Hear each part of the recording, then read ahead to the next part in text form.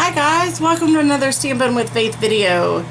Recently there was a post over on Poodle's Craft Forum Facebook page done by Samantha Brethrick, and I apologize if I said that wrong. But basically she created a little storage holder. This is the little 5-piece box holder for your Stampin' Up! Classic ink pads, and they fit just right inside. It's a beautiful fit too, perfect. And thank you, Karen Anderson. Give her a shout out for helping me do the conversion chart from metrics over to English so I could do this video for you guys. The dimensions you are going to need is a sturdy piece of cardstock. You can even use your backing from the packs of DSP, the little chipboard that comes with it. It's going to be 9.5 across by 5 3/4 inches. So 9.5 inches, 5 3/4 inches. You're going to score that long ways first. I've got mine scored here at 3 3/4. You're going to score it again at 4 1/2.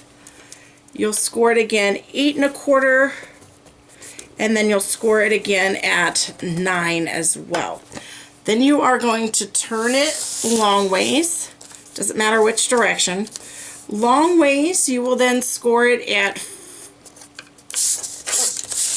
turn this way. You will then score it again at 4 1/2, and again then at 5 1/4.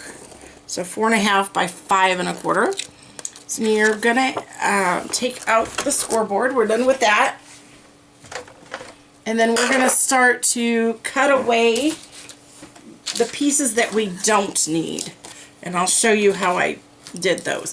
So on this side where you've got just 1/4 inch or so here, you're going to take that side, we're going to start there and work our way all the way to the other end. This side we're going to cut away on the first row, the first 2 little mini boxes. So cut away both of those boxes there. And in this next section we're going to cut away just the top one, but we're going to cut all the way down to that second score line. So then that's going to give you a little flap here. Then on the next 2 long pieces, we're going to just cut away down to that middle section, or that second score line there. We're not going to take anything away. This one, this line, we're going to cut again down to that second score line. Only this time, we're going to take the top box away.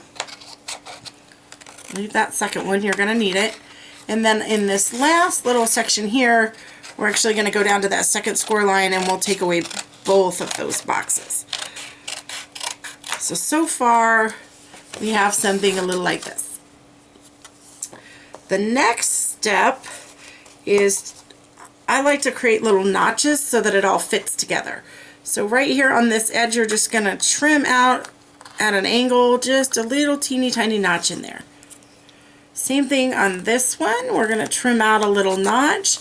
And then this piece here, your little flap, you want to just trim just a little, doesn't have to be much at all. And then this, we're going to cut notches in the top flap. This bottom flap you're going to leave the same. That's going to be the backing of your piece. This one we're going to cut a little notch. Cut another little notch in here. And then you're going to pull one more tiny little notch flat across there. And then on your long side here, again, we're going to notch both sides of that as well.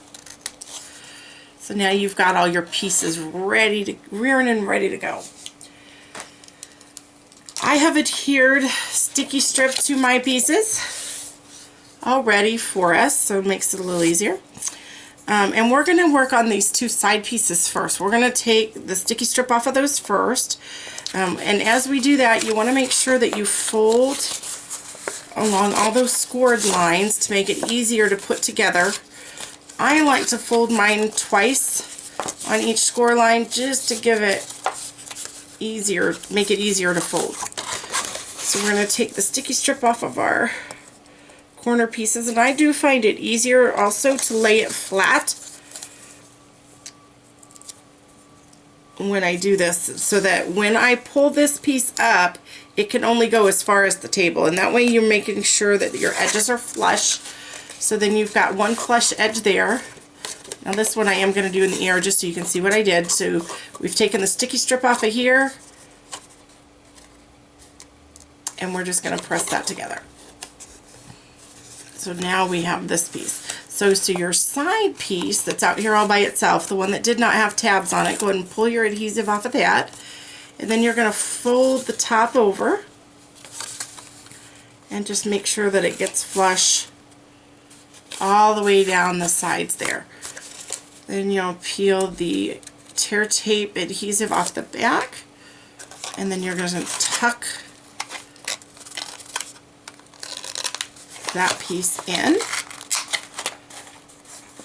This is the part where I like to grab my ruler and just kind of put it down in there and make sure that that's all good and adhered together.